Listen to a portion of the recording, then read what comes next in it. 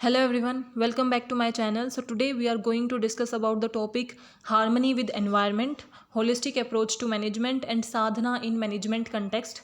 मैंने ये वाले दो टॉपिक हैं जो होलिस्टिक मैनेजमेंट वाला और साधना इन मैनेजमेंट ये ऑलरेडी अपन डिस्कस भी कर चुके हैं, लेकिन जो हमने डिस्कस किया था वो सिर्फ इनका मीनिंग एंड कैरेक्टरिस्टिक्स डिस्कस की थी. आज हम इनकी एडवांटेजेस एंड डिसएडवांटेजेस भी डिस्कस करेंगे. सो जो प्रीवियस वीडियो है वो मैं डिस्क्रिप्शन में उसका लिंक डाल रही हूँ. अगर आपको और अच्छे से डिटेल में इनकी कैरेक्टरिस्टिक्स को स्टडी करना है तो वहाँ पर आप उस वीडियो को देख सकते हैं. So let's start with the first topic, that is harmony with environment. Harmony with environment का मतलब क्या है? सबसे पहले आपको देखो हार्मनी का मतलब क्या होता है. हार्मनी का मतलब है इंटीग्रेशन, किसी चीज़ से कनेक्ट हो जाना, किसी चीज़ से जुड़ जाना. सो आपको एनवायरनमेंट के साथ जुड़ना है, एनवायरनमेंट के साथ रहना है. That is harmony with environment. कि ऐसा नहीं है कि आप अलग हो और एनवायरनमेंट अलग है, आपको एनवायरनमेंट को भी एक साथ इकट्ठा लेके चलना पड़ेगा. That is harmony with environment. क्योंकि जब एक ऑर्गेनाइजेशन वर्क करती है, जो भी हम स्टडी करेंगे वो ऑर्गेनाइजेशन व्यू पॉइंट से ही करेंगे. सो ऑर्गेनाइजेशन का मतलब क्या है कि एक ऑर्गेनाइजेशन कोई ना कोई गुड्स बना रही होती है, कोई ना कोई सर्विसेज बना रही होती है ताकि वो अपने कस्टमर को सर्व कर सके और प्रॉफिट अर्न कर सके. बट क्या प्रॉफिट अर्निंग ही उनका लिमिटेड एक ऑब्जेक्टिव है? क्या इतनी ही उसकी रिस्पॉन्सिबिलिटी या उनकी ऑब्लिगेशन बनती है? उनका कोई भी ऑब्लिगेशन नहीं है एनवायरनमेंट के टुवर्ड्स. ऐसा तो नहीं होता, क्योंकि जो नेचुरल रिसोर्सेज हैं वो आप यूज़ कर रहे हो, जो सोसाइटी है उसी के अंदर आपकी ऑर्गेनाइजेशन बनी होगी, लोगों से ही आपकी ऑर्गेनाइजेशन है. आप एनवायरनमेंट को कहीं ना कहीं यूज़ कर रहे हो तो आपकी ड्यूटी है और ऑब्लिगेशन है एनवायरनमेंट के टुवर्ड्स भी कि आप अपने आप को एनवायरनमेंट से जोड़ के चलो. एनवायरनमेंट को अलग ना समझो, एनवायरनमेंट भी आपके साथ जुड़ा हुआ है, उसको समझो और उनकी वेलनेस पे, एनवायरनमेंट की ग्रोथ पे, एनवायरनमेंट की वेलनेस और सेफ्टी पे फोकस करो. The term harmony with environment is best describe as ethico moral responsiveness of business to all the member of environment. कि एनवायरनमेंट के अंदर जितने भी मेंबर हैं उन सब के टुवर्ड्स एक बिजनेस की एथिकल रिस्पॉन्सिबिलिटी है. उसी को हम क्या बोलते हैं? Harmony with environment. कि एक बिजनेस और एनवायरनमेंट अलग नहीं है, बिजनेस और एनवायरनमेंट जुड़े हुए हैं, क्योंकि वो एनवायरनमेंट को अपने बिजनेस के लिए यूज़ करते हैं. तो इसका मतलब उन्हें उनकी ड्यूटी है, उनकी ऑब्लिगेशन है एनवायरनमेंट के टुवर्ड्स भी कि वो उनकी सेफ्टी के लिए, वेलनेस के लिए काम करें. क्योंकि हमने देखा होगा कि कितनी ऑर्गेनाइजेशंस हैं जो नेचुरल मीन्स रॉ मटेरियल के लिए नेचुरल रिसोर्सेज का यूज़ करते हैं और हमारी ऑर्गेनाइजेशन के थ्रू हमारी एनवायरनमेंट पोल्यूट हो रही है, चाहे वो वाटर पोल्यूशन हो, एयर पोल्यूशन हो. तो क्या उस ऑर्गेनाइजेशन की कोई ड्यूटी नहीं है एनवायरनमेंट के टुवर्ड्स कि वो जो एनवायरनमेंट की सेफ्टी को इंश्योर करे, जो डिग्रेडेशन वो कर रहे हैं उसको कम करें? तो वही हमारा पॉइंट है कि हार्मनी विद एनवायरनमेंट का मतलब क्या है. एक ऑर्गेनाइजेशन की एथिकल रिस्पॉन्सिबिलिटी होती है towards the every aspect of environment. Man and nature are deeply interconnected and interdependent, they are not separate. कि आप अपने आपको और नेचर और एनवायरनमेंट को अलग नहीं मान सकते.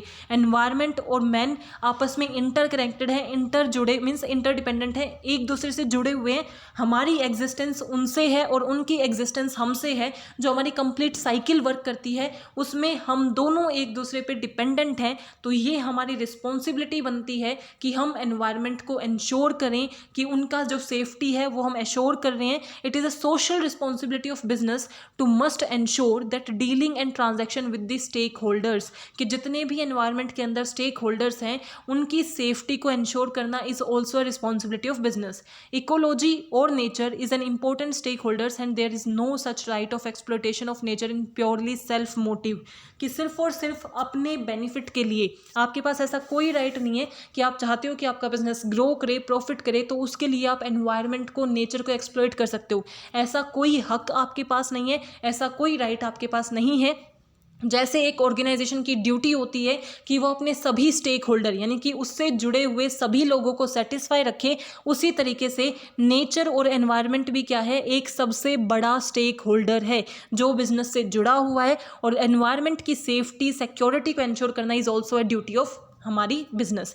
सो advantages of harmony with environment क्या है? कि अगर हम एनवायरनमेंट की सेफ्टी के बारे में सोच रहे हैं, एनवायरनमेंट हमारे साथ जुड़ा हुआ है, हमारे बिजनेस से जुड़ा हुआ है, अगर इस चीज़ को हम कंसिडर करके चल रहे हैं तो उसकी क्या क्या बेनिफिट या एडवांटेजेस हैं? कि एक बिजनेस फिर क्या करेगा? सस्टेनेबल प्रैक्टिसेस करेगा.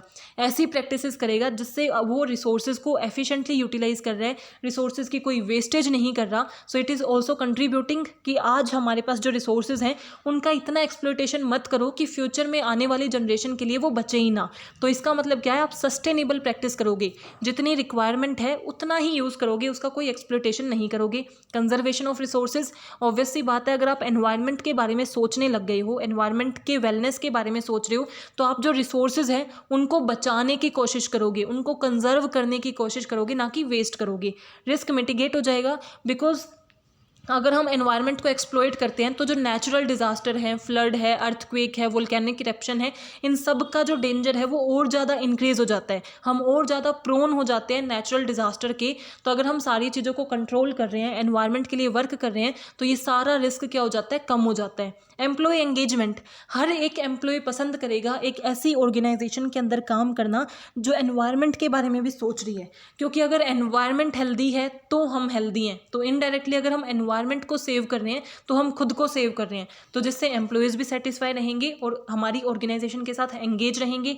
रेगुलेटरी कॉम्प्लियंस, रेगुलेटरी कॉम्प्लियंस का क्या मतलब है, अब हमारी गवर्नमेंट ने नंबर ऑफ लॉज बना रखे हैं, नंबर ऑफ रेगुलेशन बना रखे हैं, जो पॉल्यूशन के रिगार्डिंग होगा, air pollution, water pollution, environment safety act बने हुए हैं। तो अगर हम एनवायरनमेंट के लिए वर्क कर रहे हैं तो इसका मतलब हम उन सारी चीज़ों को फॉलो कर रहे हैं, उन रेगुलेशंस को फॉलो कर रहे हैं, तो हमारे ऊपर कोई लीगल इश्यूज नहीं होंगे। एनहांस रेपुटेशन, आपकी पब्लिक के माइंड में एक अच्छी इमेज बनेगी कि ये इको फ्रेंडली ऑर्गेनाइजेशन है, एनवायरनमेंट के लिए वर्क करती है, और इससे आपकी कॉस्ट भी रिड्यूस हो जाएगी। So these are the various advantages of harmony with environment. Now holistic approach to management, जिसके कैरेक्टरिस्टिक्स और मीनिंग हमने डीपली डिस्कस कर लिया है प्रीवियस वीडियो में, मैं लिंक डिस्क्रिप्शन में डाल रही हूँ, आप वहाँ से उन्हें पढ़ देख सकते हैं। सो आज हम डिस्कस करेंगे इसकी एडवांटेजेस को, कि होलिस्टिक अप्रोच टू मैनेजमेंट होता क्या है। सो मीनिंग हम फिर से रिवाइज करते हैं कि होलिस्टिक अप्रोच का मतलब क्या है। होलिस्टिक यानी कि ओवरऑल, हर एक चीज़ को जो इंक्लूड करे, किसी भी चीज़ को ना छोड़े, वो होता है होलिस्टिक, यानी कि कंप्लीट एज अ होल जब आप देखते हो, that is holistic. And approach to management यानी कि मैनेजमेंट के हर एस्पेक्ट की स्टडी करना, that is holistic approach to management. Holistic approach to management is based on spiritual principle of unity and oneness. Unity and oneness का मतलब क्या है, एक समझना कि हर एक चीज़ को आप इंक्लूड कर रहे हो, वननेस एक यानी कि एकता पे वो करना कि आप हर एक चीज़ को इंक्लूड करोगे। जब आप मैनेजमेंट की स्टडी करोगे तो ओवरऑल स्टडी होगी उनके हर एक एस्पेक्ट की, चाहे वो फाइनेंशियल हो, फिजिकल हो, कैपिटल हो, हर एक एस्पेक्ट की स्टडी करने को ही हम क्या बोलते हैं, होलिस्टिक अप्रोच टू मैनेजमेंट। और मैनेजमेंट को इसे रिकॉग्नाइज करना इंपॉर्टेंट है, क्योंकि अगर आप ओवरऑल अपनी स्टडी करते हो तो आपको अपनी strength, weakness, opportunity and strength और ज़्यादा अच्छे से पता चल जाती है, और उससे आप और ज़्यादा बेटर डिसीजन ले सकते हो। Now what are the advantages of holistic approach to management, कि अगर आप मैनेजमेंट की ओवरऑल स्टडी करते हो तो उसकी क्या क्या एडवांटेजेस होंगी। First is comprehensive perspective. Comprehensive का मतलब क्या है, जो लार्ज स्केल पे इन डेप्थ आपको इन्फॉर्मेशन मिल जाती है मैनेजमेंट के रिगार्डिंग, तो एक ओवरऑल व्यू आपको पता चल जाता है, जिसके थ्रू आप क्या कर सकते हो, बेटर डिसीजन मेकिंग कर सकते हो। एक तो आपके पास बहुत लिमिटेड इन्फॉर्मेशन है, एक आपने सारी हर एक एस्पेक्ट की स्टडी करके फुल इन्फॉर्मेशन कलेक्ट कर ली, तो यहाँ पे आपका डिसीजन मेकिंग ज़्यादा बेटर होगी ना, क्योंकि आपके पास सारी इन्फॉर्मेशन है। तो होलिस्टिक अप्रोच की हेल्प से हम ज़्यादा इफेक्टिव डिसीजन मेकिंग कर सकते हैं। प्रॉब्लम सॉल्विंग, अगर हम किसी इशू को फेस कर रहे हैं, किसी प्रॉब्लम को फेस कर रहे हैं, तो with the help of holistic approach हम इजीली उसे आइडेंटिफाई कर सकते हैं और उसके लिए बेस्ट सॉल्यूशन लेके आ सकते हैं। इंप्रूव कम्युनिकेशन एंड कोलैबोरेशन, कि ये आपकी ऑर्गेनाइजेशन के अंदर कम्युनिकेशन एंड कोलैबोरेशन को इंप्रूव करता है। वो कैसे होता है, होलिस्टिक अप्रोच आप लेके चल रहे हो, इसका मतलब आप हर तरीके की इंफॉर्मेशन को कलेक्ट करोगे। अब पूरी ऑर्गेनाइजेशन के अंदर फाइनेंशियल इन्फॉर्मेशन भी होती है, फिजिकल कैपिटल की, एसेट्स की, हर तरीके की इन्फॉर्मेशन होगी, तो वो कलेक्ट करने के लिए आपको नंबर ऑफ इंडिविजुअल से इंटरेक्ट करना पड़ेगा। उस इंटरेक्शन से क्या होगा, आपकी कम्युनिकेशन एंड कोलैबोरेशन इंप्रूव हो जाएगी, अच्छी रिलेशनशिप बिल्डअप होगी, और बेटर रिस्क मैनेजमेंट, आपके बिजनेस का रिस्क रिड्यूस हो जाएगा, क्योंकि आपको अपनी बिजनेस की बेटर नॉलेज हो जाएगी और आप अच्छे से उसे समझ कर डिसीजन मेकिंग कर सकोगे। तो जो रिस्क है अनसर्टेनिटी का, वो रिड्यूस हो जाता है। बट डिसएडवांटेजेस क्या है, अगर आप अपने बिजनेस को इन डेप्थ स्टडी करते हो, हर एक एस्पेक्ट की उसकी स्टडी करते हो, तो उसकी क्या क्या डिसएडवांटेजेस होती हैं या क्या लिमिटेशंस होती हैं। First is complexity. ऑब्वियसली बात है, it is not a simple task, कि ये इतना बोलना सिंपल है कि हम मैनेजमेंट की हर एस्पेक्ट की स्टडी करें, बट ये करना उतना ही मुश्किल है, क्योंकि कितना ज़्यादा एफर्ट्स उसके अंदर आपको डालने पड़ेंगे, कितना ज़्यादा टाइम आपको देना पड़ेगा, तब जाके आप हर एक एस्पेक्ट की स्टडी कर पाओगे। सो परफॉर्म करना is very complex. Then second is time consuming कि आपको बहुत टाइम उसके लिए देना पड़ेगा, लॉन्ग टाइम लेंदी प्रोसेस है ये जब आप अपनी ओवरऑल स्टडी करते हो। देन रेजिस्टेंस टू चेंज, अगर आप होलिस्टिक अप्रोच लेके चलते हो ना तो इसका मतलब सबको, हर एक चीज़ को आप इंक्लूड करते हो। तो ये जब सब आपस में इंटरकनेक्टेड हो जाते हैं ना, चाहे वो फाइनेंस हो, मार्केटिंग हो, R&D हो, प्रोडक्शन हो, मैन्युफैक्चरिंग हो, परचेजिंग हो, जितने भी डिपार्टमेंट हैं उनकी होलिस्टिक अप्रोच की आप स्टडी कर रहे हो और वो सब इंटरकनेक्टेड हो गई। तो अगर आप कुछ नया इंप्लीमेंट करना चाहते हो तो वो एज अ इंटीग्रेटेड बिहेव करते हैं और रेसिस्ट करते हैं चेंज को, यानी कि मना करते हैं कि कोई भी चीज़ नई ना लेके आओ, क्योंकि किसी को भी चेंज पसंद नहीं होता। जैसे वो काम करते आ रहे हैं ना वो वैसे ही करना चाहते हैं, कोई नई चीज़ नहीं चाहते। तो ये जो होलिस्टिक अप्रोच है वो रेजिस्टेंस भी क्रिएट करती है, क्योंकि ये सब फिर इकट्ठा नेगेटिव साइड पे हो जाएंगे कि नहीं, चेंज नहीं लेके आना, जिसकी वजह से प्रॉब्लम क्रिएट होगी। देन रिसोर्स इंटेंसिव, कि अगर आपको होलिस्टिक अप्रोच की स्टडी करनी है तो उसके लिए आपको टाइम, कॉस्ट, सब कुछ देना पड़ेगा, नंबर ऑफ रिसोर्सेज आपको रिक्वायर्ड होंगे।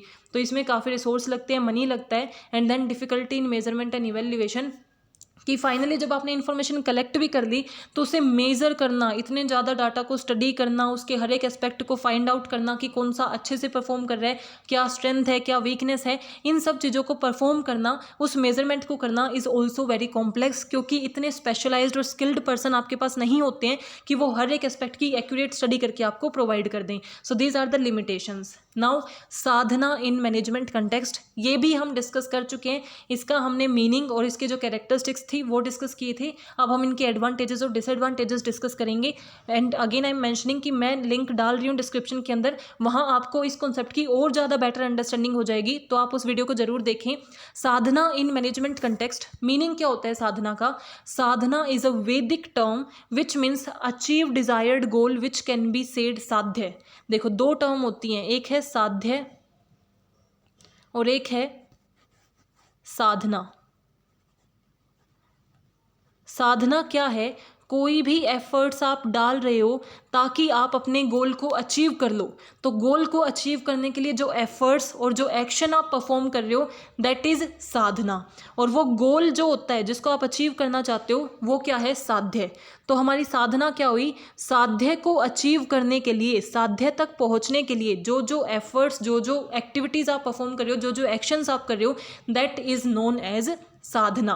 तो साधना साध्य को अचीव करने के लिए की जाती है। और मैनेजमेंट कंटेक्स्ट में क्या हुआ कि हम एक ऑर्गेनाइजेशन का एग्जांपल लेके चलते हैं कि ये एक ऑर्गेनाइजेशन है, इसका कोई ना कोई अल्टीमेट गोल या ऑब्जेक्टिव तो होता है ना, और उसी को अचीव करने के लिए वो क्या करती है? एक्टिविटीज़ परफॉर्म करती है, फंक्शंस परफॉर्म करती है।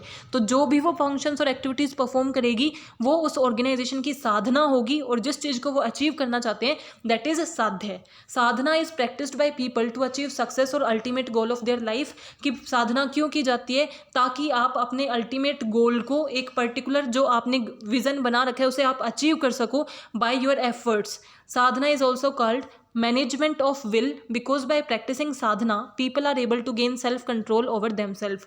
कि आप साधना को परफॉर्म करके, आप इसको क्या बोल सकते हो? मैनेजमेंट ऑफ विल भी बोल सकते हो साधना को। और इससे हम क्या कर सकते हैं? खुद के ऊपर कंट्रोल भी पा सकते हैं, क्योंकि साधना क्या है? एफर्ट्स, और जो हमारे कंट्रोल मीन्स एफर्ट्स या जो एक्टिविटीज़ आप परफॉर्म कर रहे हो किसी भी एक पर्टिकुलर एम को अचीव करने के लिए, तो इसका मतलब आप जो भी एफर्ट्स डालते हो उससे अपने आप को और ज़्यादा बेटर अंडरस्टैंड कर सकते हो, और ये देख सकते हो कि वो एम आपको कैसे अचीव हो सकता है, कौन से पाथ पर चलकर आप अपने अल्टीमेट गोल को अचीव कर सकते हो, किस तरीके से आपको प्रिजर्वेंस बनाए रखना है, लगातार उस पर वर्क करते रहना है। Now what are the advantages of sadhana? कि अगर मैनेजमेंट के अंदर साधना है कि वो एफर्ट्स और एक्टिविटीज़ आप परफॉर्म कर रहे हो ताकि आप मैनेजमेंट के अल्टीमेट गोल को अचीव कर सको, तो उसकी क्या क्या एडवांटेजेस होंगी? First is enhance focus and clarity. कि ऑब्वियसली बात है, साधना से हमारी फोकस और क्लैरिटी बन जाएगी, क्योंकि हमें पता है कि हमारा क्या साध्य है और उसी के टुवार्ड्स डिवोटेड होके सारा टाइम उसी पे लगा के हमें उसके लिए वर्क करना है। तो क्लियरली हमें मेंशन होगा कि किस ऑब्जेक्टिव को अचीव करने के लिए हमें वर्क करना है।